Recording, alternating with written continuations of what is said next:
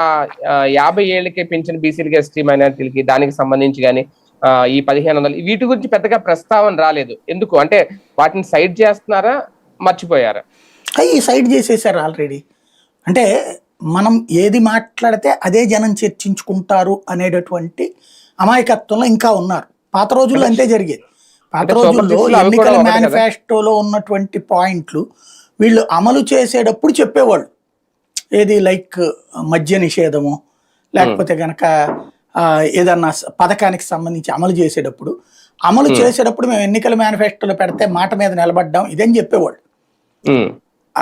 ఏది క్రిందసారి రుణమాఫీను, రైతు రుణమాఫీను ఒక కిస్తీ వేసేటప్పుడే చెప్పారు ఇట్లాగని.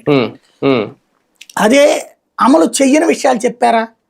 ఇప్పుడు చూడండి, నిన్న వాస్తవంగా అంతకుముందు మొన్న అనుకుంది ఏంటి, ఈ మీటింగ్ జరిగేటప్పుడు భారీ బహిరంగ సభ సెక్రటేరియట్ దగ్గర అది అనుకున్నారు. అప్పుడు తర్వాత ఈ వర్షాలు, అప్పుడేమో అహ్మదాబాద్ విమాన ప్రమాదంతో ఆగారు.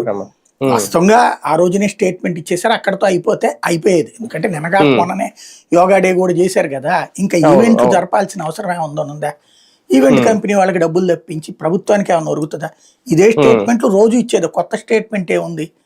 నిన్న వాళ్ళందరూ కూర్చోబెట్టడం, పాపం ఎక్కడెక్కడి నుంచో కలెక్టర్లు అందరు రావడం, వాళ్ళందరికీ భోజనాలు ఎట్టడం తప్పించి ఏమన్నా ఉంది అక్కడ? వాళ్ళకందరికి స్టార్ హోటళ్లలో రూములు తీసేయాలా? అది తప్పించి అసలు అక్కడ ఏమన్నా ఉందా టాపిక్? కాసేపు అందరూ కలిసి జగన్